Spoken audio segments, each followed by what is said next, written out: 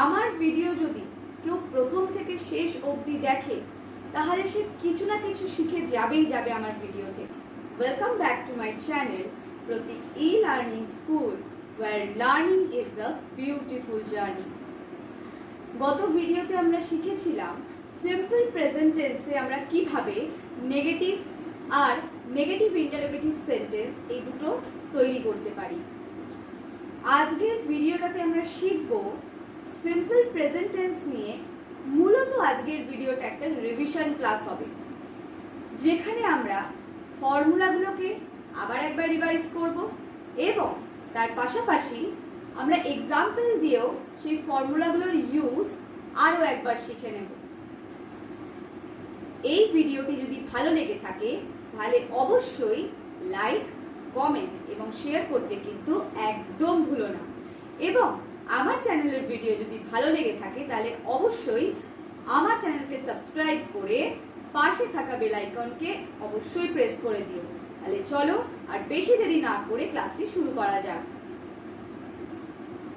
তাহলে দেখো, আমি এখানে অলরেডি সিম্পল প্রেজেন্ট টেন্সে যে ফর্মুলাগুলো ব্যবহার করে থাকি আমরা, সেই প্রত্যেকটা ফর্মুলাকে আমি এইখানে লিখে রেখেছি। প্রথম ফর্মুলাটা কি রয়েছে আগে আমরা দেখে নিই। Subject plus verb plus rest of the sentence. এখানে ভার্বের বেস ফর্ম অর্থাৎ V1 ব্যবহার হবে। এরপরে সেকেন্ড ফর্মুলাটা কি রয়েছে না, subject plus verb with s or es plus rest of the sentence. এই ফর্মুলাটা হচ্ছে ভার্বের ফিফথ ফর্মুলা অর্থাৎ V5। এখানে V5 এর ব্যবহার হবে। থার্ড ফর্মুলাটা কি রয়েছে, do or does plus subject plus main verb plus rest of the sentence with question mark. 4 নম্বরটা রয়েছে হচ্ছে don't or doesn't plus subject plus principal verb or main verb plus rest of the sentence with question mark. 5 নম্বরটা হচ্ছে subject plus don't or doesn't plus principal verb plus rest of the sentence. 6 নম্বরটা রয়েছে হচ্ছে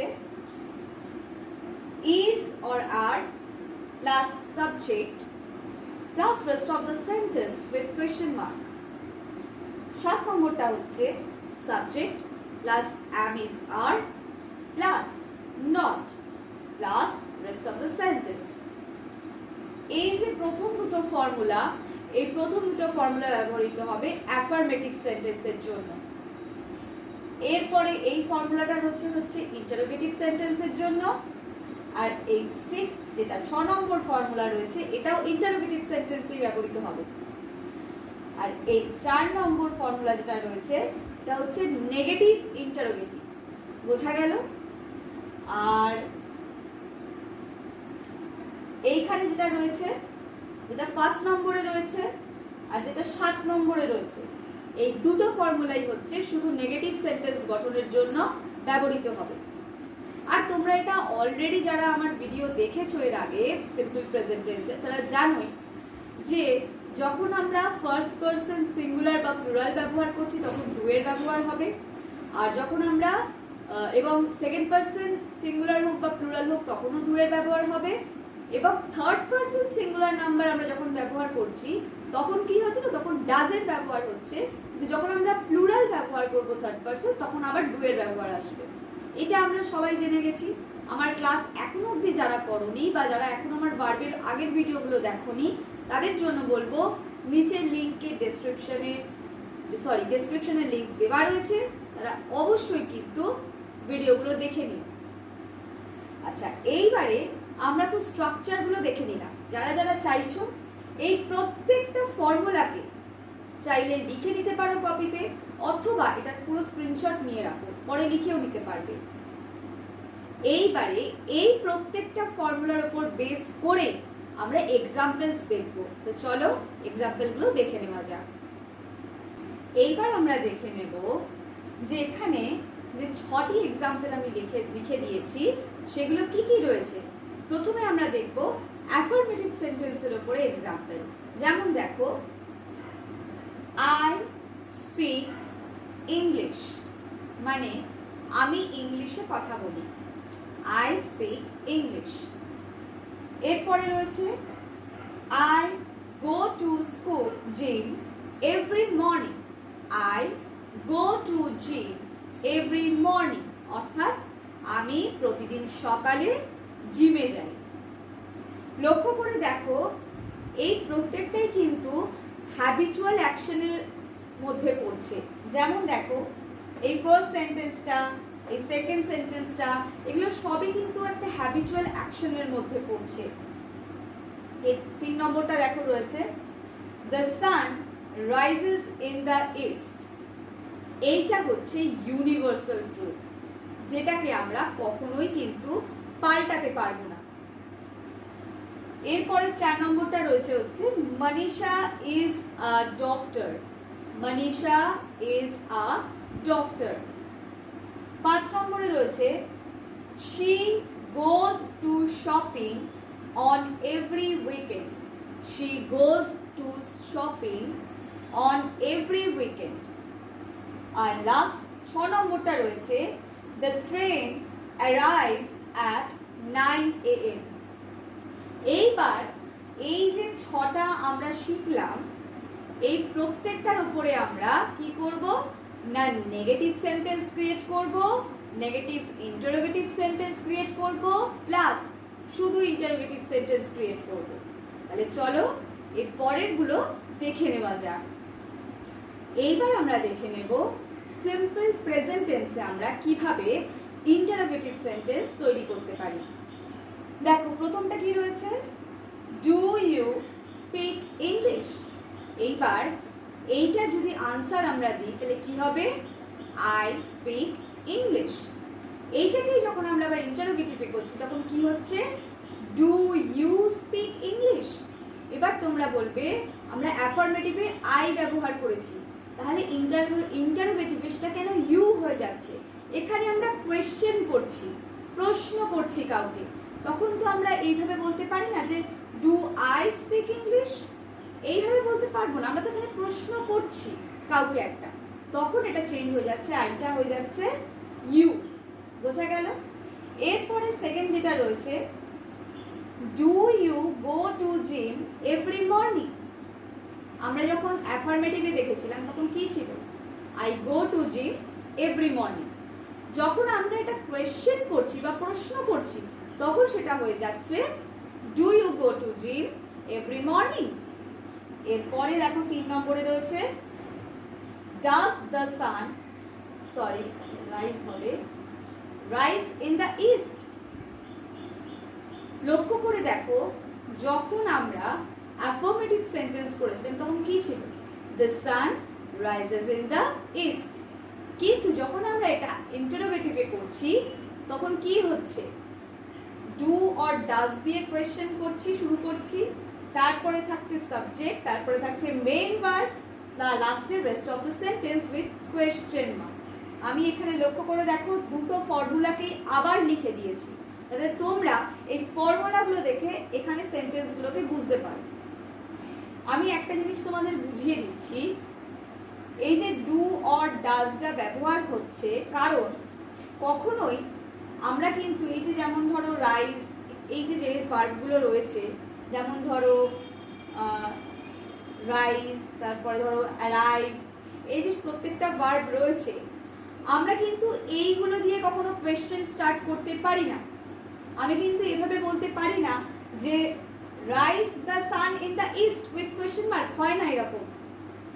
তাই জন্যই সবসময় do or ডাজের ব্যবহার হয় প্রথমে, এবং মেন ভার্বে তখন আর কোনো রকম কিন্তু যদি থার্ড পারসন সিঙ্গুলার নাম্বার থাকে আমরা জানি যে ভার্বের সঙ্গে এস বা ইএস এর ব্যবহার হয়, কিন্তু যখন আমরা কোয়েশ্চেনটা করব তখন ডু অর ডাজটা আগে ব্যবহৃত হবে ভার্ব ওয়াইজ, তারপরে ভার্বের বেস ফর্মটাই ব্যবহৃত হবে, সাবজেক্টের পরে বেস ফর্ম অফ ভার্ব এখানে ব্যবহৃত হয়েছে। দেখো rise in the east with question mark. আমরা কখনোই কোনো রেগুলার বা ইরেগুলার ভার্ব দিয়ে কোয়েশ্চেন করতে পারি না, সবসময় তার জন্য ডু অর ডাজেরই আমাদের হেল্প নিতে হয়। ডু অথবা ডাজ সাবজেক্ট ওয়াইজ আমরা ব্যবহার করে থাকি, তারপরে সাবজেক্টের ব্যবহার হয়, তারপরে মেন ভার্বটারই বেস ফর্মটা ব্যবহৃত হয়, plus rest of the sentence with question mark হয়। বোঝা গেল? এরপরে রয়েছে দেখো 4 নম্বরটা, ইজ মনীষা আর ডক্টর।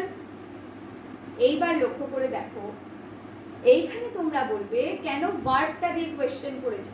আমরা সকলেই জানি এই যে বি ভার্ব, অ্যাম, ইজ, আর, এগুলো দিয়ে কিন্তু আমরা কোয়েশ্চেন করতে পারি। কেন এরা সেন্টেন্সে শুধুমাত্র মেইন ভার্ব বা লিঙ্কিং ভার্ব হিসেবে ব্যবহৃত হয় তা নয়, আমরা এদের দিয়ে কোয়েশ্চেন করতে পারি। কিন্তু কখনোই আমরা ওই রেগুলার ইরেগুলার ভার্ব দিয়ে কোয়েশ্চেন করতে পারি না। যদি করি তার আগে আমাদের সবসময় এই ডু অর ডাজের ব্যবহার করতেই হবে সাবজেক্টের আগে। বোঝা গেল? কিন্তু যখন আমরা বি ভার্ব দিয়ে কোয়েশ্চেন করছি, মানে ধরো যখন সিম্পল প্রেজেন্ট টেন্সের ক্ষেত্রে সেটা, যখন আমরা বি ভার্ব দিয়ে কোয়েশ্চেনটা করছি, তখন কিন্তু আমরা প্রথমেই অ্যাম, ইজ, আর যেটাই থাকুক সাবজেক্ট ওয়াইজ সেইটা দিয়ে, মানে সাবজেক্টটা পরে বসবে, আগে ভার্বটা দিয়ে আমরা কোয়েশ্চেনটা করতে পারবো। বোঝা গেল? এরপরে রয়েছে দেখো 5 নম্বরে, does he go to shopping on every weekend. এইটা আমরা অ্যাফার্মেটিভ সেন্টেন্সে কি শিখেছিলাম? He goes to shopping on every weekend. He goes to shopping on every weekend. এইটাকে যখন আমরা প্রশ্ন করছি তখন কি হচ্ছে? Does he go to shopping on every weekend. এরপরে দেখো রয়েছে 6 নম্বরে, does the train arrive at 9 AM। তাহলে লক্ষ্য করে দেখো এখানে যতবারই ডাজের ব্যবহার হয়েছে, ডু ছেড়ে দাও, শুধু ডু কেন, ডু ডাজ যেখানে যেরকম ভাবে ব্যবহার হয়েছে প্রত্যেকটার ক্ষেত্রেই কিন্তু বেস ফর্ম অফ ভার্বেরই ব্যবহার হয়েছে। বোঝা গেল? অর্থাৎ ভার্বের ফার্স্ট ফর্মটা ব্যবহার হয়েছে। এটা সবসময় মনে রাখবে। ডু অর ডাজ যেটাই ব্যবহার হোক না কেন সাবজেক্ট ওয়াইজ, যখন সিম্পল প্রেজেন্ট টেন্স আমরা কোয়েশ্চেন করব, সবসময় মেন ভার্বটা কিন্তু বেস ফর্ম হিসাবেই ব্যবহৃত হবে। বোঝা গেল? তাহলে এইবার আমরা দেখে নেব নেগেটিভ সেন্টেন্স আর নেগেটিভ ইন্টারোগেটিভ সেন্টেন্স কিভাবে ব্যবহার করতে হয়। এইবার আমরা দেখব যে নেগেটিভ ইন্টারোগেটিভ সেন্টেন্স আমরা কিভাবে তৈরি করতে পারি। নেগেটিভ সেন্টেন্স তো আমরা অবশ্যই দেখব, তার আগে নেগেটিভ ইন্টারোগেটিভটা আমরা দেখে নিই। দেখো অ্যাফার্মেটিভে ছিল আই স্পিক ইংলিশ। যখন এটা আমরা নেগেটিভ ইন্টারোগেটিভে করব তখন এটা কি হবে? Don't you speak English. Don't you speak English. এর পরেরটা দেখো রয়েছে, এইটার অ্যাফার্মেটিভটা ছিল কি না, I go to gym every morning. যখন এটা আমরা নেগেটিভ ইন্টারোগেটিভে করব তখন এটা কি হবে? Don't you go to gym every morning. এরপরে দেখো রয়েছে 3 নম্বরেরটা, ডাজ নট বা doesn't the sun rise in the east. 4 number রয়েছে, ইজন্ট মনীষা আ ডক্টর। 5 নম্বরে রয়েছে, doesn't he go to shopping on every weekend। 6 নম্বরটা রয়েছে, doesn't the train arrive at 9 AM। এইবারে দেখো এখানে ফর্মুলাটা আমি লিখে দিয়েছি যাতে তোমরা ফর্মুলাটা দেখে এই সেন্টেন্সগুলোর স্ট্রাকচারটা বুঝতে পারো। am, is, are plus not plus subject plus rest of the sentence with question mark। দেখো এখানে এটা রয়েছে 4 নম্বরটা। ফার্স্টে কি ছিল? is plus not plus subject plus rest of the sentence with question mark। ফর্মুলাটার ভিত্তিতেই কিন্তু করা হয়েছে। এরপরে দেখো রয়েছে do or does। এই সেকেন্ড ফর্মুলাটা do or does plus not plus subject plus main verb plus rest of the sentence with question mark। এইখানে দেখো এই যে ফার্স্ট সেন্টেন্সটাই যেমন রয়েছে do plus not plus subject plus verb মানে main verb plus rest of the sentence with question mark। এরপরে দেখো রয়েছে, আমি এই সেম ভাবে রয়েছে হচ্ছে সেকেন্ডটাও do plus not plus subject plus main verb plus rest of the sentence with question mark. এরপরে 3 নম্বরটাও দেখো রয়েছে ডাজ, কারণ এখানে দ্য সান হচ্ছে কি থার্ড পারসন সিঙ্গুলার নাম্বার, এখানে ডাজ এর ব্যবহার হয়েছে, সেই জন্য ডাজ এর পরে নট ব্যবহার হয়েছে, plus subject plus the main verb plus rest of the sentence with question mark. এইভাবেই পরপর সেন্টেন্সগুলো লেখা রয়েছে। আমি কেন আবারও করে স্ট্রাকচারগুলো লিখে দিচ্ছি, যাতে তোমরা ওই স্ট্রাকচারগুলোকে দেখে দেখে পরপর তোমরা এই সেন্টেন্সগুলোকে বুঝতে পারো এবং নিজেরাও আরও সেন্টেন্স তৈরি করতে পারো। এইবার আমরা চলে যাব একদম নেগেটিভ সেন্টেন্সে। এইবার আমরা দেখে নেব নেগেটিভ সেন্টেন্স আমরা কিভাবে তৈরি করতে পারি। দেখো, প্রথমটা ছিল কি অ্যাফার্মেটিভে আই স্পিক ইংলিশ। যখন এটা নেগেটিভে হবে বা নাবাচকে হয়ে যাচ্ছে তখন কিভাবে হবে? I don't speak English, I don't speak English, অর্থাৎ আমি ইংলিশ বলি না। 2 নম্বরটা রয়েছে কি I don't go to gym every morning. অ্যাফার্মেটিভে কি ছিল? I go to gym every morning. নাবাচক বা নেগেটিভে যখন হচ্ছে তখন কি হয়ে যাচ্ছে? I don't go to gym every morning. আচ্ছা, 3 নম্বরটা রয়েছে হচ্ছে Manisha is not a doctor. 4 নম্বরে রয়েছে she does not go to shopping on every weekend। 5 নম্বরে রয়েছে the train does not arrive at 9 AM। এইখানে লক্ষ্য করে দেখো, আমি প্রত্যেকটারই ফর্মুলা লিখে দিয়েছি। প্রথম ফর্মুলাটা কি রয়েছে না, subject plus do or does plus not plus principal verb বা main verb plus rest of the sentence. এইটা গেল হচ্ছে প্রথম ফর্মুলা। আর সেকেন্ড ফর্মুলাটা কি হবে? Subject plus am is are plus not plus rest of the sentence. অর্থাৎ আমি যদি বলি Manisha is not a doctor, বোঝা গেল? এইভাবে যদি তোমরা স্ট্রাকচারগুলোতে ফেলে প্রত্যেকটা সেন্টেন্সকে দেখো তাহলে কিন্তু ভীষণ ইজি হয়ে যাবে। দেখো, আমি এই কদিন ধরে ভিডিও করছি, আমি এইটুকু তোমাদেরকে বলতে পারি, আমার ভিডিও যদি কেউ প্রথম থেকে শেষ অবধি দেখে তাহলে সে কিছু না কিছু শিখে যাবেই যাবে আমার ভিডিও থেকে। আমি যথেষ্ট চেষ্টা করি তোমাদেরকে সহজভাবে ইংলিশটাকে বোঝানোর, যাতে তোমরা বুঝতে পারো এবং নিজেদেরকেও আমার সাথে সাথে তৈরি করতে পারো। আজকের মতন তাহলে এই পর্যন্তই, দেখা হচ্ছে আবার পরবর্তী ভিডিওতে।